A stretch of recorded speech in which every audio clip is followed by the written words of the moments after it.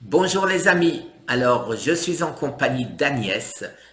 Agnès est médecin et Agnès se soigne sans qu'il y ait aucune raison d'ailleurs que tu te soignes puisque tu n'es pas malade. Agnès est sous régime cétogène. Agnès va vous expliquer euh, les bienfaits du régime cétogène, je ne me trompe pas Agnès, et après je vais l'agresser pour lui demander de nous aider. À toi Agnès. Je suis très heureuse de répondre à la demande de Guy, qui me demande pour commencer cette petite vidéo. Alors effectivement, je suis médecin généraliste et je ne travaille absolument pas dans le champ du cancer. J'en suis très très éloignée. Cela dit, je ne suis pas restée indifférente à la rencontre de Guy, qui m'a expliqué certaines choses de son parcours et de la façon dont il est impliqué à amener dans son sillage beaucoup d'autres patients pour bénéficier également de la façon dont on peut prendre personnellement en charge sa maladie cancéreuse. Ce que je peux vous dire aujourd'hui, c'est peu de choses. Je suis en cétose. Moi, je suis en bonne santé, me semble-t-il. J'ai débuté le régime cétogène il y a 3 ans, profondément par curiosité. J'avais envie de voir ce que donnait l'évolution de mon fonctionnement psychique et intellectuel en cétose.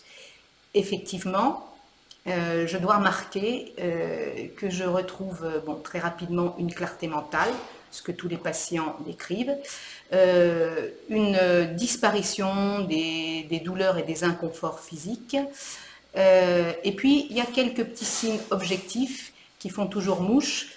Quand j'ai commencé le régime cétogène, la totalité de mes cheveux étaient blancs et là, mon entourage de plus en plus me fait remarquer qu'ils noircissent et je le constate. Donc ça, c'est un signe objectif de diminution, en particulier du stress oxydatif, et ça dénote des effets profonds, signalétiques, que peut avoir un régime cétogène chez quelqu'un, voilà, chez tout un chacun.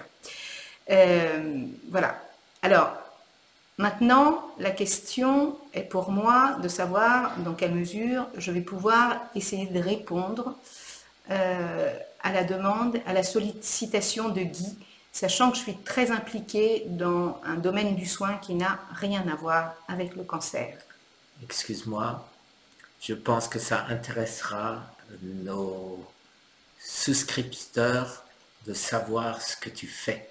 Alors, en 2 mots, je soigne des personnes victimes de torture et de violences politiques. Je travaille dans un centre de soins parisien qui s'appelle le Centre Primo Levi. Et donc, depuis 15 ans, je suis auprès de ces patients qui vivent une expérience intérieure permanente qui n'a de cesse le jour et la nuit et qui n'est pas, sous certains aspects, sans rappeler ce que vivent les personnes porteuse d'un cancer, notamment en phase terminale. Et je pense que c'est une des choses qui me touche aussi beaucoup dans la façon dont je peux être interpellée par cette demande de Guy. Alors voilà, ce qu'il me proposerait, mais notre rencontre est toute récente et je dois y réfléchir et surtout voir comment je peux intégrer ça déjà dans ma pratique engagée ailleurs et mon temps très limité. Ce serait de recueillir des données que vous me fourniriez, vous les amis, concernant votre maladie. Et voilà, certains éléments très très cliniques, et puis aussi et surtout ce que vous faites vous.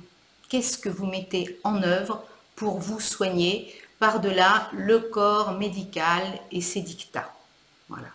Donc, je vais essayer d'y réfléchir, essayer de voir de quelle manière je vais pouvoir répondre à cette demande et ce qui fera peut-être l'objet de prochaines rencontres sur la chaîne de Guy. Voilà. Merci mille fois. Merci mille fois. Je suis sûr qu'après réflexion, tu feras partie du Cancer Thérapie Team. Cet été. Merci les amis et à très bientôt. Écrivez-nous nombreux, très nombreux, que vous voulez qu'Agnès fasse partie de notre team. Merci les amis. Merci. Au revoir. Au revoir.